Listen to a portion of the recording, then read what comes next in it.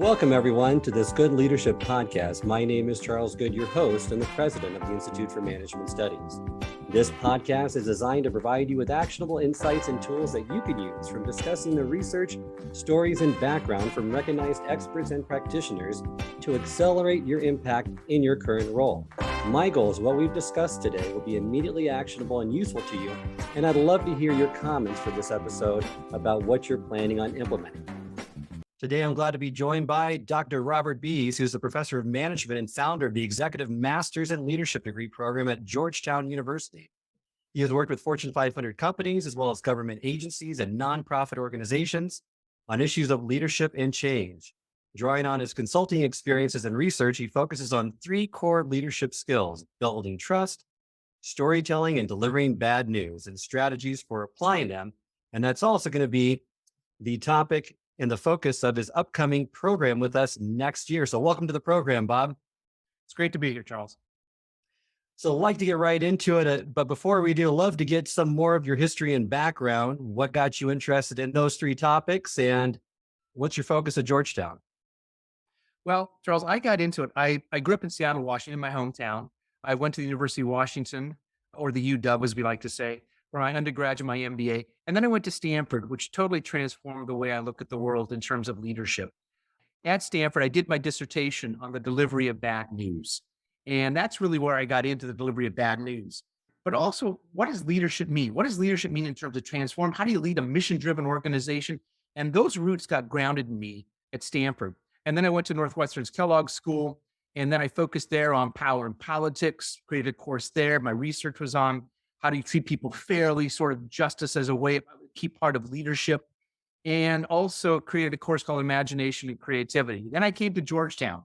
And Georgetown University was founded as an academy to develop leaders for the new country.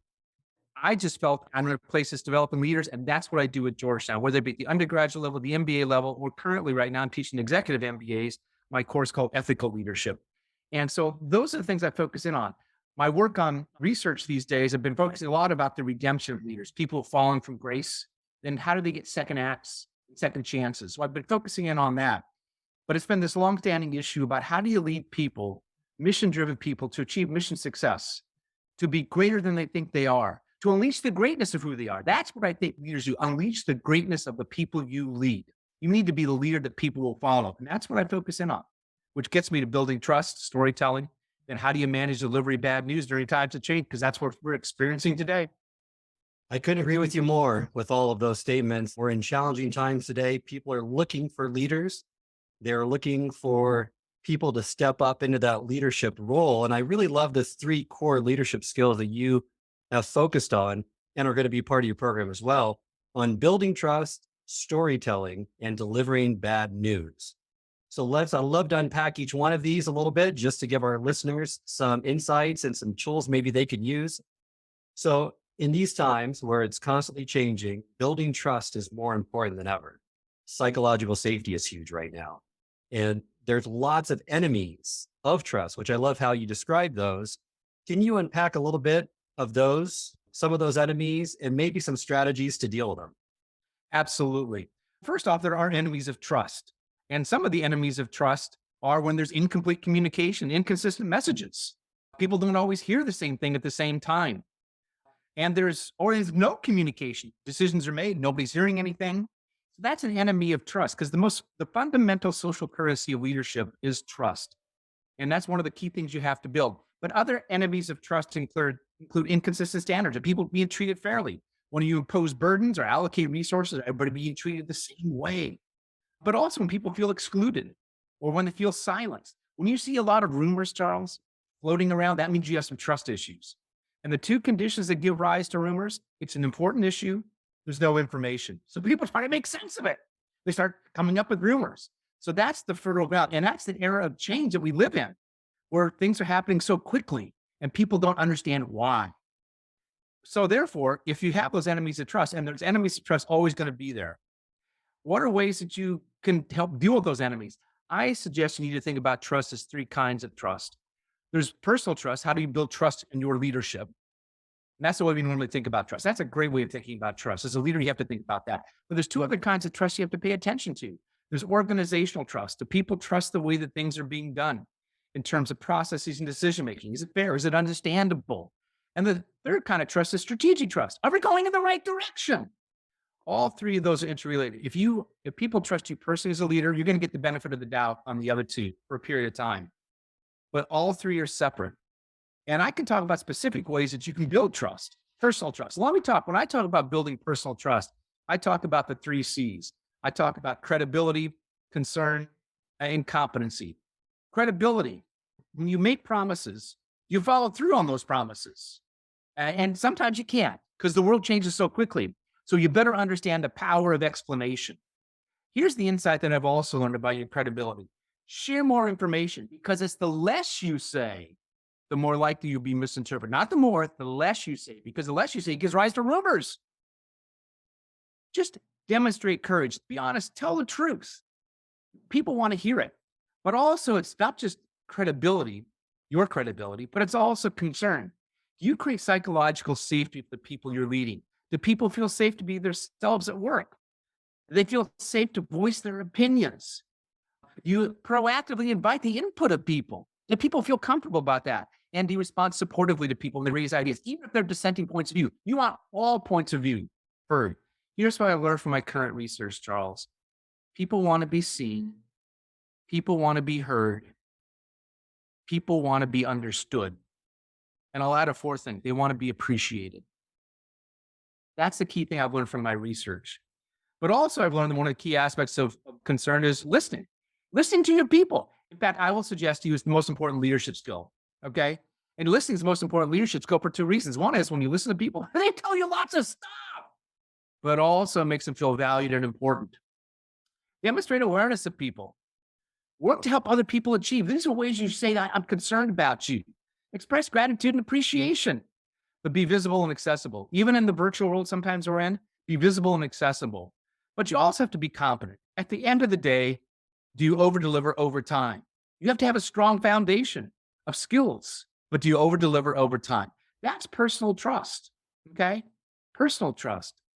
But the second kind of trust is organizational trust. If people trust the way things are being done in terms of processes and decision-making, is it fair? Is it understandable? Make sure the leadership team communicates a consistent message. That's one of the ways you build organizational trust. In fact, here's my rule of thumb. The more important the issue, the more you want every senior or middle manager or first-line supervisor reading from the same script. You don't want anybody ad-libbing or just what, because once you move off the consistent message, it becomes an enemy of trust. You want collaboration and co-creation of strategy and decision-making. You want to include people. When you include people, 2 things happen. One is, Charles, you get better ideas. You really do get better ideas. That's part of the innovation. But also what you get is you get buy-in and support. People trust it. People are more willing to trust that which they help create. Understand that the process and the fairness of process are absolutely critical to trust building. Okay, pay attention to the fairness of the process. And practice inclusive leadership. Include all people. But also building strategic trust. Be ambitious but realistic when establishing a new strategic direction, because as a leader, you're going to be judged against expectations. Focus on the mission and how the strategic direction serves the mission. Always come back to the mission. What's the why? How are we serving that? You want to communicate often in many forums. I talk about CQ. That's my mathematical formula, CQ. And when an executive in marketing, she said to me, Bob, always practice CQ. And I said, what does CQ mean? She said, crystal clear communication. And so then I said, because I asked simple, dumb questions, I said, well, what do you mean by crystal clear communication? Here's what she said. Only use 1 or 2 syllable words.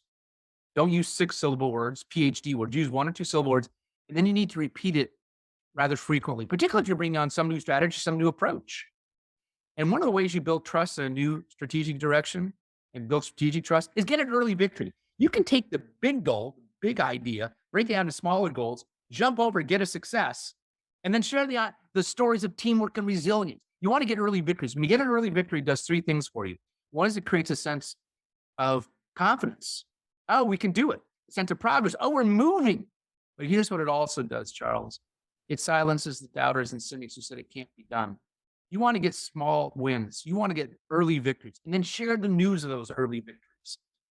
Because one of the things that Deming said, the quality guru said, trust is mandatory for the optimization of any system. That's trust.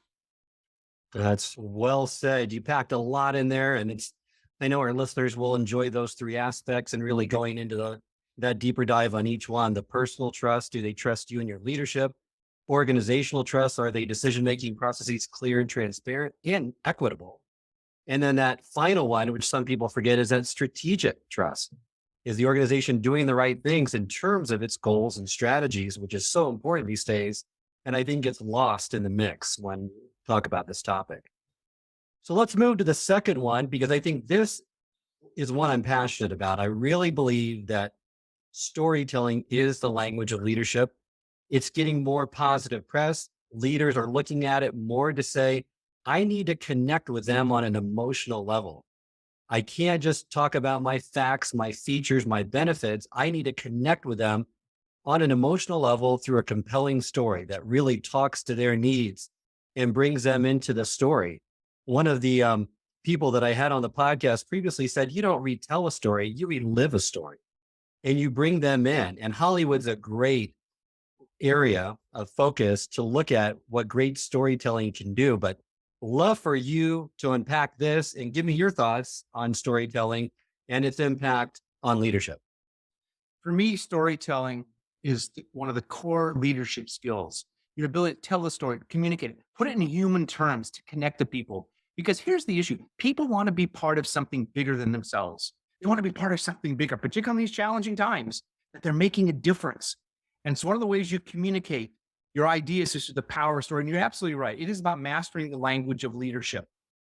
In part of a storyteller, there's three aspects of effective storytelling. One, it's your persona. And I'll talk more about what a persona is. And it's about your vision, your ideas, literally the words you use. And the third piece is your use of communication techniques. The leader as storyteller, and that's what people have to view themselves as storyteller or a business. What's the story you're telling about the business? What are you doing? What's the university doing? What's the story of who we are and what we're doing and why we're doing it? Part of being an inspiring storyteller is you have to have a positive persona. Be positive and upbeat, optimistic, confident, because you as leaders are signal senders. If you want to send a signal that we're in the right direction and inspire people, positive, confident, and optimistic, you want to bring passion and enthusiasm. That's what people feed off of. They feed off of that. It turns out that we have something in our brain called mirror neurons that we mimic or mirror the emotions in a room. So if you're around positive, upbeat, and optimistic people, you're more likely to be that. But we're more likely to follow someone if you communicate the story with that sort of persona, positive, optimistic, passionate, enthusiastic. But there's also aspects of your vision, your ideas. It really goes to the core of the leader or storyteller.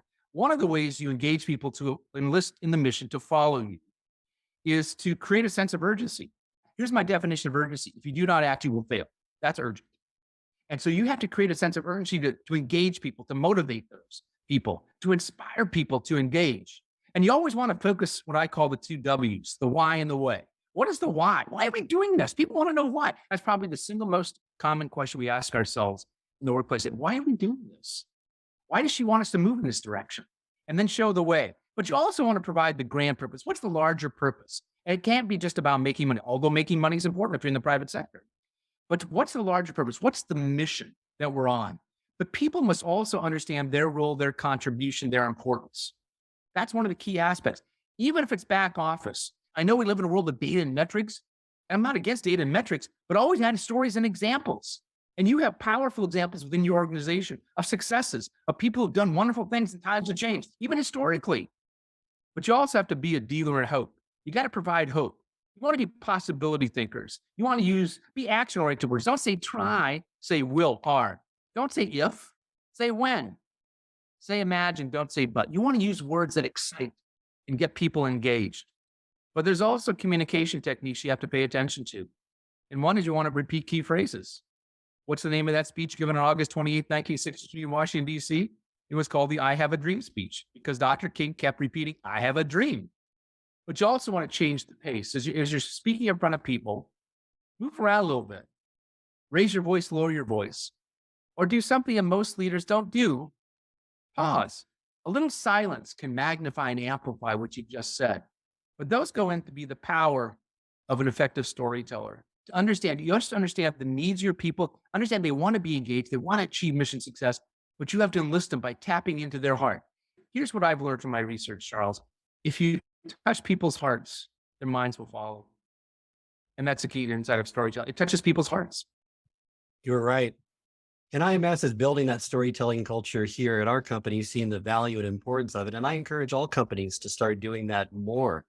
That there's always these great stories of connection, of impact you have with your customers.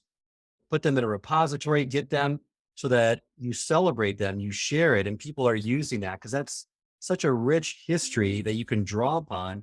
And it shows how you're impacting individuals' lives. Yeah, in fact, I would add, Charles, based on what you just said, I have a technique I call creating positive narratives. You want to create those stories, not just over the last 2.5 years, which would be extremely challenging for everybody.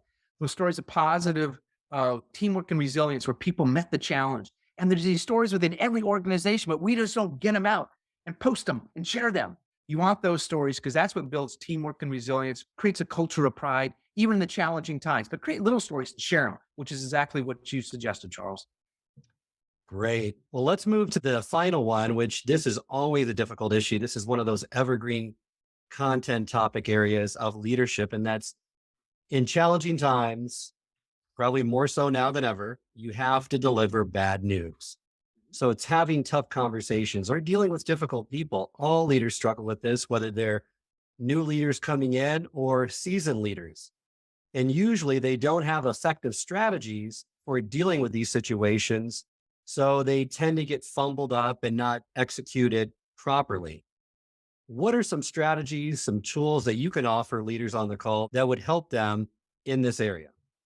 Well, first off, when I ask leaders what's their most challenging task, usually in the top three is delivering bad news.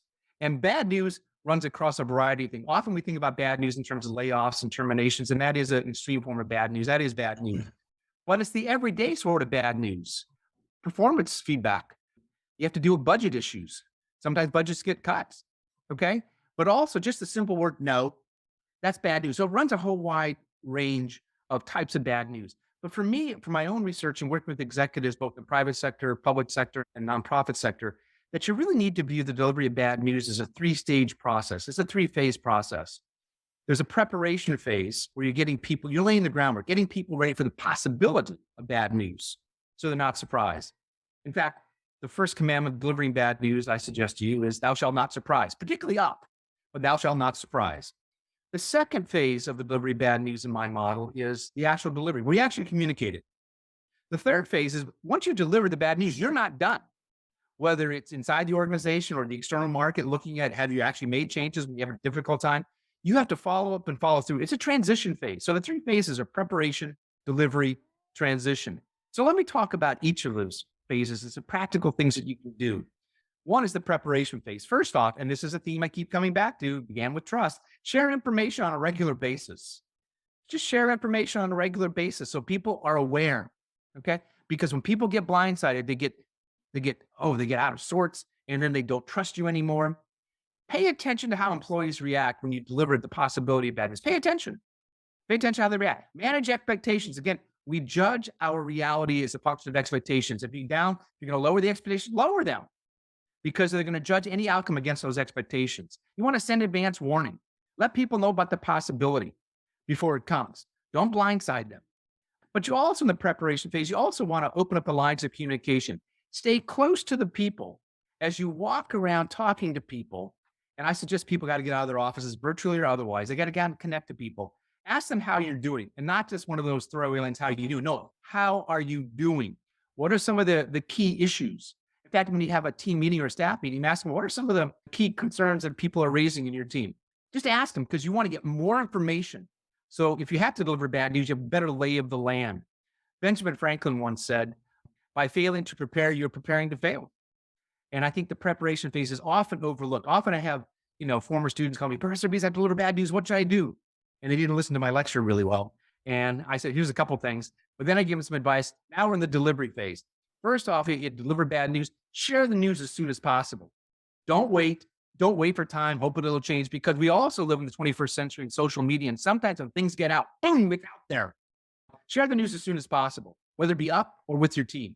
Okay? Because they can adjust it. They don't want to find you sat on it for 6 months or a week. And when you deliver bad news, you better answer 3 questions that are top of mind that I find from my research that people are going to ask themselves when they hear bad news. Here's the 3 questions. Why? You better be able to answer the why question. Why is this happening to us? Why is this happening to me? How does it affect me? You got to let people know. And maybe the first question people ask, how is it going to affect me? But also, will there be a happy ending? Not that you can guarantee, but can you put a little bit, and that gets you back to the storytelling. How do you connect that? Is it possible? Is it possible working together we can make that happen? But also when you deliver bad news, tell the truth and be realistic. Okay. With all due respect to Jack Nicholson, one of his better movies, people can handle the truth. Okay. It's half truths and lie. It's the sins of omission, things you didn't say, people will hold you accountable for when they find that to be. But also bring solutions, particularly if you're delivering bad news, bring solutions. Or if you're delivering with your team, engage them and kind of come up with solutions. They feel some sense of control. But you got to communicate the news. Just don't sit on it. And answer those 3 questions. I think those are the key three things that I would really recommend. But as I said, Colin Powell said, bad news is mind. It doesn't improve with age. That's the exact one. He was a pretty smart leader and a pretty effective leader. No, that's great. I love those 3 topics. I think they're all equally relevant, perhaps more relevant and needed today than they have been in the past. As we near the end of this episode, I always like to ask one final question. And that is, if you could give advice to your younger self to become a more effective leader, what would be that one piece of advice or a couple pieces of advice that you would give yourself to avoid maybe some of the pitfalls that you experienced or encountered through your journey? I would think there'd be 3 things that I would learn to my younger self. One is that I would listen more and listen to other people who disagree with me more. I think listening also conveys a humility. That doesn't mean you can't have ambition. I have ambitions, but you listen more. I think the importance that I would just share more information on a regular basis. I think sometimes we hold on to information, just share more information, but also be more open-minded to new and different ways. But I also think one of the key things at the end is to realize that you are somebody and you need other people. It's like I like to say, you're on a hero's journey. You can't do it alone, you won't do it alone. Or stand up, never stand alone. Do it together. Surround yourself with people to help you. And I think that's one of the key things. And when I've succeeded, I've always had people helping me. I may get most of the credit, but I know there's people help me and I acknowledge them. I appreciate them. I celebrate. Thank you for that, Bob. And thank you for the episode. Great information you shared. So thankful you were with me. Hopefully we can get you back on the podcast for another great episode, but please remind our listeners how they can get a hold of you. You can get a hold of me at Biesr, Biesr, at Georgetown.edu. And I do answer my emails any time of night, much to the consternation of my wife. I do check my emails on a regular basis. Wonderful. Thank you again for being on the podcast. This concludes this episode of the Good Leadership Podcast. If you like what you heard today, please share this with colleagues and friends and anyone else who might find this valuable. If you'd like to subscribe, this podcast can be found both on Apple and Spotify and also can be accessed on the Institute for Management Studies website at ims-online.com. You can send us your feedback at info@ims-online.com as well. And until next time, remember, it's not what you know, but what you do consistently that makes a difference. If you enjoyed this episode, I encourage you to share with others and post about it on social media. You can also go to our YouTube channel, which has video recordings of all the episodes of this podcast, along with bite-sized segments called single servings that are designed to answer your most pressing leadership and management questions. Remember, until next time, it's not what you know that counts, but what you do consistently that makes a difference.